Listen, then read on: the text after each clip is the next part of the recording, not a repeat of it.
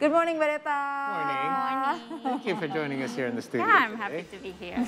So we'd like to talk about World Rhino Day. The theme this year is 5 rhino species forever. This theme was actually decided on to draw attention to the conservation of the 5 rhino species, namely white and black rhinos in Africa and the greater one-horned Javan and Sumatran rhino species here in Asia as well. So speaking of those in Asia, we have the Javan and the Sumatran rhinos. What's the condition like currently for our rhinos here in Indonesia?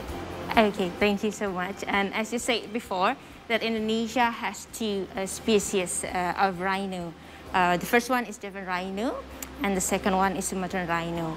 Right now, the Javan rhino is located in the Ujung Kulon National Park, and the second one, the Sumatran rhino, they are distributed among several areas in Indonesia, in the Waikambas National Park, in Bukit Barisan Selatan National Park in Lampung, and in Aceh there are West Loiser and East Loiser, and also there are in the Kalimantan. And both of them are now considered as critically endangered according to IUCN Red List. Many conservation efforts have been made by the government of Indonesia through the Ministry of Environment and Forestry. And for now, according to the data from Ujung Kulon National Park, we have 77 individuals of Javan rhino in Ujung Kulon National Park. And for Sumatran rhino, according to data from IUCN, in Indonesia, we have up to 80 rhino, Sumatran rhino in Indonesia. All the conservation effort has been made for 2 of the rhinos because Indonesia is one and the only home for those rhino. We cannot see Sumatran rhino and Javan rhino outside Indonesia, only in Indonesia. So with the hard work that government put into conserving rhinos, and also in partnership with Yayasan Badak Indonesia and other partners as well, in this year, earlier this year, we had a baby rhino was born in Sumatran Rhino Sanctuary in Waikambas National Park. So that is a good news, and obviously that is a hope, not for Indonesia, but not only for Indonesia, but also for the world. Right. So is it difficult for rhinos to breed, by the way? Yeah, actually, it's one of the challenge for rhino to breed and to have a successor, because rhino itself, especially Javan rhino and Sumatran rhino, they have a very low reproductive rate. So they just only produce 1 offspring each 3 to 4 years. Oh no, okay. Wow. So rare then. Very difficult. So basically, it's not just, well, speaking about what Paula just said about the declining of the habitat of the rhino itself, and also the reproduction also is low. Yes. And the government also supporting, and the Yayasan also, besides poaching and the loss of habitat, is there anything that causes the declining of the rhino? Yeah, actually, I can say there are 2 other factors that affect the declining of the rhino population. The first one is the separated habitat, and the second one is the nature of the rhino itself. So naturally, rhino, especially Sumatran and Javan rhino, they are a solitary animals. So basically, they live individually and they live alone in the forest. They only meet each other just for mating. And after the mating take place, they will separate again. Oh no! Really? Yeah. That's social animals. Just find out. Yeah, they are very individualistic compared to other rhino in the world, like let's say white-horned rhino or rhino in the Africa. They live in the colony together. That's what I always watch on nature shows. I didn't know. It's unique in Indonesia because they are very, I think, very introvert. Yeah, I have friends like that, by the way. So they live individually. So especially for Sumatran rhino, that they are dispersed around several areas, it can be challenging for Sumatran rhino to meet each other. Especially when there's so few of them. Yeah. Okay. For example, Sumatran rhino in Waikambas National Park, of course, they cannot meet Sumatran rhino from Bukit Barisan Selatan National Park, and that kind of challenge that they are facing right now. And moreover, Sumatran rhino also has not Sumatran rhino, a Javan rhino also has this unique condition of reproductive and behavior, because as I said before, that a Sumatran and Javan rhino has a very low reproductive rate. And looking at the reproductive cycle, the female rhino, they have a cycle, the estrous cycle, or maybe in human like menstrual cycle. Once a month, right? It's every 23 to 24 days, but in that period, they have only receptive to male only for 24 hours, so only for one day. So they have to meet at the exact time and exact moment. Right. If the female and male are meeting at the wrong time or outside the female receptive window, instead of mating, they will have a fight. Oh no! Yeah, really? Yeah, and they become very cranky. Rightfully so. Yeah, understandable. And it can cause a very severe damage to both of the male and the female. Oh wow! So yeah, that is a very small window. It's kind of like with pandas. Pandas have a very small window as well for reproduction. Yeah, that's true. Weird. And one more thing that also rhino facing is that female rhino, if they are not fertilized for a long time, they can have a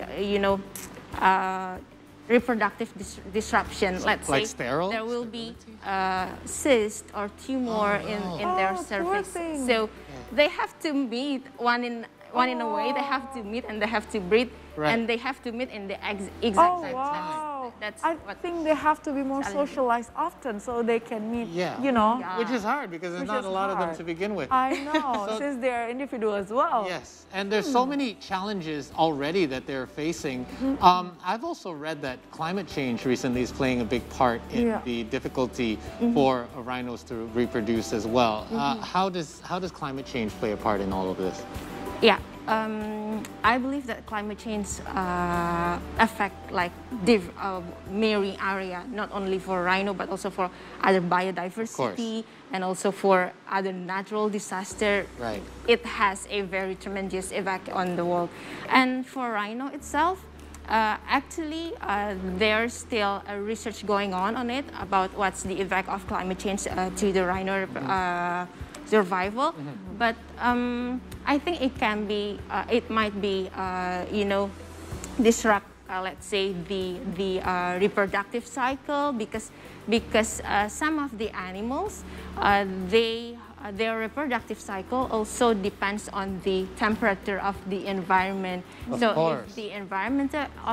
the temperature of the environment change, that can disrupt the cycle, something like that. But the research is still going on, and we still need to dive deeper on it. But directly, I would think it would affect, first of all, their habitat, right? Like the place where they would live and the places they would occupy. Yes. Wow, that's crazy. So we also noticed that some unresponsible people tend to attract it to rhino's horn, and it causes increasing the illegal poaching and illegal trade of rhino's horn.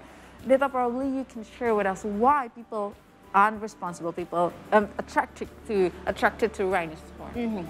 Okay, so actually, there are no exact sign that we have the increasing number of poachers in Indonesia, especially for rhino poachers, because for the past 5 to 7 years, we didn't found any rhino carcasses or something like that. That would be the evidence of poaching. Yeah, but Yayasan Badak Indonesia work hand in hand with Waikambas National Park and Bukit Barisan National Park and also Jungkron National Park to do a regular monitoring of the rhino, also regular patrol of the rhino habitat, and we still find some of the, finding that indicates there might be someone that go inside the national park, and put the, let's say, snare or animal traps. Oh, right. I think it can be dedicated to take the rhino, but even though they are not dedicated to take the rhino, maybe they are dedicated to take another animals, but the traps potentially can catch the rhino. Traps are not discriminatory, right? Yes. If anyone goes in that trap or any animal, then they'll get targeted. Exactly. Yeah, that's true. And wise people like hunting for rhino so much because some people believe that the rhino's horn, it can be medicine, a great medicine to cure some, diseases like cancer or maybe it can boost fertility in man. But research shown that that's not true. None of these have been proven. Exactly, and so it's obvious that those people didn't understand about the fertility of the rhino. I'm pretty sure that the reproduction. So I think if they understand, I don't want to take that. You don't know nothing. And if we found the cure for cancer, I'm sure we would have heard about it by now already, right? I think a lot of these are myths as well that people used to believe. I don't think it's as much now, but if we speak about poachers, how protected are rhinos from poachers? For example, are the laws strong enough to be able to protect wild rhinos from poachers? What are the laws like? Yeah. So the government of Indonesia, of course, they have laws and policy to prevent that and to respond to the poachers, not only for rhinos, but also for other animals. Correct. And currently, we are working with the government of Indonesia, the Ministry of Environment and the Forestry, to gradually do the monitoring and do the patrol. So, Yayasan Badak Indonesia with the national parks, we continuously do the patrol from terrestrial and also from marine. So we can, prevent the poachers or the illegal activities to go inside the parks. Right. Something like that. Seems to be working if you're not finding any evidence of poaching, but even just finding traps or snares, that is already prevention, right? Because you find them and you remove them, you're already possibly saving them. We're going to inactivate it, the snare and the trap right in the field, so there's no animals that can be trapped. Perfect. That's great. So another concern now is that I already mentioned, there's that hope after the birth of the new rhinos, like the new generation of the rhinos, and how far the conservation can help to increase the population. Okay, so that's very interesting and very, we're happy that we finally have hope that for rhino to increase in population, and many conservation efforts has been made from the government of Indonesia along with the national park and also partners, NGO partners like Yayasan Badak Indonesia. We're doing for breeding program and protection and monitoring and research also, and this year has been made a successful year that we have birth, and we also have 2 births identified in the Ujung Kulon National Park. And by that, looking that successful event, Yayasan Badak Indonesia, along with the government of Indonesia, is optimistic that we can boost the rhino population and we can keep the rhino, Sumatran rhino and Javan rhino stays in Indonesia. That's great news. You got to track these guys, and when it's about time for that 24 hours, you should get them all together. Just have to make the We have to set them to hook up. What can we do in the general public to help your conservation efforts? Yeah, we believe that this conservation efforts is a noble task and an easy one, we believe, and in order to do that, supports and collaboration is required from all parties.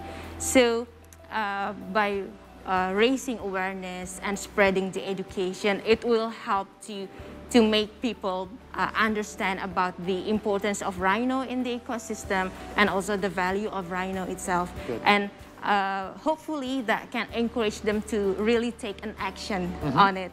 So I think we can start from a small thing, a single small thing that we can really do, like spreading the news, spreading the hope, Learning something about like them. that. And that will create an evac, a snowballing evac, then at the end, Eureka. Yeah, we should be proud. I mean, there's only 5 species remaining left in the world. 2 of them are native to Indonesia and only Indonesia. Like that should be more than enough for us to be incentivized in order to keep their numbers growing. So if you do want to know more, because awareness is key, you can always find out more by going to www.badak.or.id, correct? Is that right? As well as their Instagram. You can give them a follow on Facebook as well. Their Instagram is @badak.indonesia, and there you can find out all the information you need, I'm sure. Alrighty. Thank you so much, Bernadetha, for coming to our studio to share about a rhino on this very special day. I know so much more about rhinos now. Exactly, especially the individual part, how